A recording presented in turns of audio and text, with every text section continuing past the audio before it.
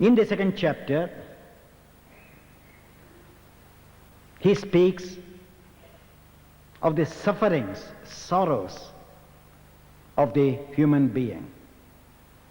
Whereas in the first chapter, about the fluctuations of the mind, second chapter about the sorrows of man.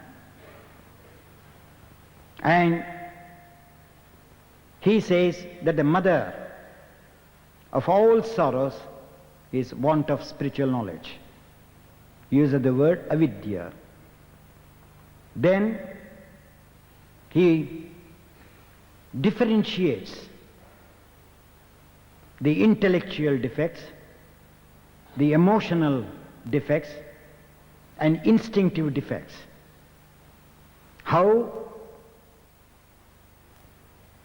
one who is wise enough to discipline penetrates these things and comes out of the clutches of want of knowledge, egoism, the transient happiness,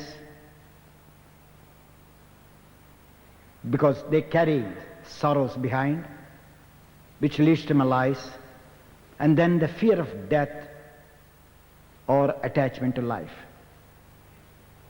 If this can be transformed by realizing that the cause of these defects or on account of this self coming in contact with this scene, the desires are set in. As the desires are set in, they bring in chains, mixed sorrows and mixed pleasures.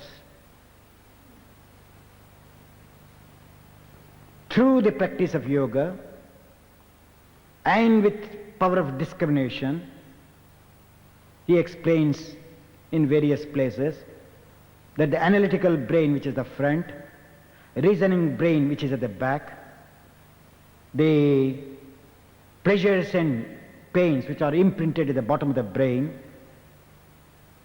and the individuality or the I, which is on the top of the brain, if these four parts of the brain, which has various directions, are brought from the periphery towards the center of the stem of the brain,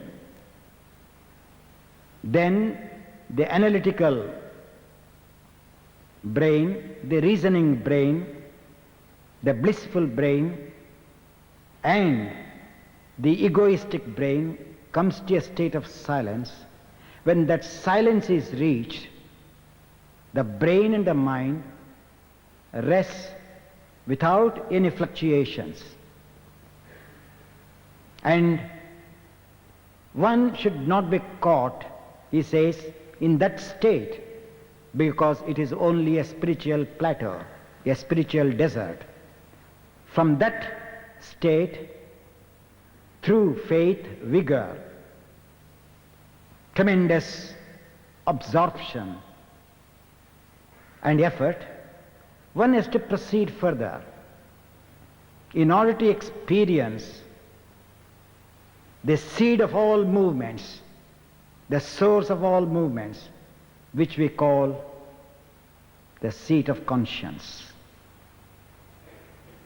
And through the various aspects of yoga, if one reaches that state of being where it is second to none, and it is an indistinguishable existence, indivisible existence, then at that state, the aspirant of yoga develops the intelligence to such an extent that his intelligence is in par with his soul. And that intelligence is the pure intelligence which is one with his soul. Today, we are presenting one of the aspects of yoga called asana. This aspect of asana covers, when properly done, all the 7 other aspects of yoga. The intellectual discipline is dharana and dhyana, and the spiritual discipline is Isvara Pranidhana. And he divides these 3 again as the 3 paths which we all know: Tapas as karma marga, Svadhyaya as jnana marga, marga means path, and Ishvara Pranidhana as bhakti marga. So in order to reach the highest level in perfect action, in perfect intelligence, in perfect surrender, Patanjali says yoga is alone the foundation. And while performing the asanas, niyamas, I will just give an example of niyama, do's and don'ts. What one should not do is yama, what one should do is niyama. Ahimsa, satyamasteya, brahmacharya, aparigraha, non-violence, truthfulness, stealing, celibacy, and greediness. To possess. These belongs to the organs of action. Hands, legs, mouth, excretory and generatory organ, or the organs of action.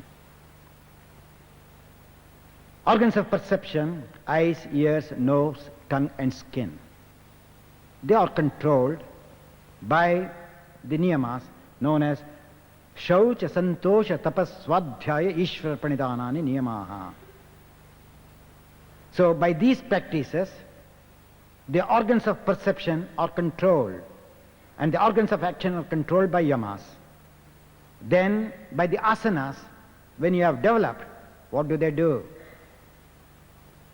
We have about 700 muscles in our system, major muscles, and innumerable minor muscles, 300 joints, 6,000 miles of nerve current, and 60,000 miles of blood flowing in this human system. And our chest is as big as a tennis court if it is opened. And these asanas were given in order to develop this potentiality of keeping the entire links of the human system so that they can work with concord and harmony. In order to study the self,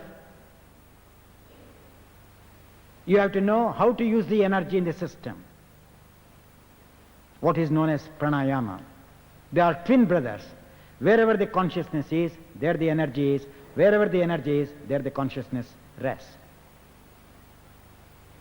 As these 2 rivers have to be brought together in order to make the bioenergical system, the blood current and the nerve current, to go without any interruption in these 700 odd muscles, 300 odd joints, so that the current can flow.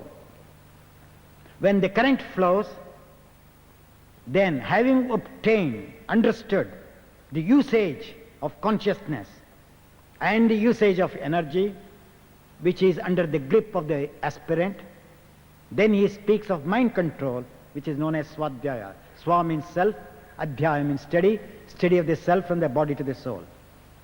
Now about asanas.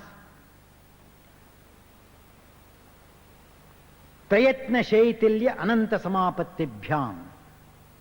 When the effort is tremendously effortful in order to acquire mastery over the pose, then there is a duality between the doer and the pose, or the asana, or the posture. When the effort becomes effortless, then the very asana becomes the subject in you, because the asana is the object, the doer is the subject. So there is a tremendous difference between the doer and the object. subject and the object. When the effort becomes effortless, then the doer becomes one with the object, the posture. When that becomes one, that asana, sthirasukamasanam, he has mastered that asana because he has developed firmness in the body, poise in his mind, and benevolence in his consciousness. Each asana, when performed, has to bring that benevolence. If it does not, then it is not at all a spiritual practice of the asana. Each asana has to be perfected, and when it is perfected, that person is fit for pranayama. He says,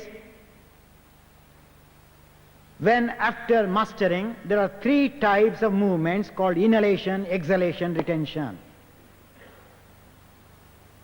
These 3 movements are again divided: inhalation, retention, exhalation, retention, and inhalation, exhalation. Then he gives the 4th one, which he says there is no bahya, there is no abhyantara. That means there is no inhalation, there is no exhalation, there is only kumbhaka, which Hatha Yoga text calls as kevala kumbhaka. And when this kevala kumbhaka is perfected, where the breath is held without deliberation of inhalation and exhalation, tatakshiyate prakashavaranam, the brain which was clouded with various outside influences are completely eradicated, and he develops a clarity in his brain. That person is fit to go on pratyahara, dharana, dhyana and samadhi. But with these few words,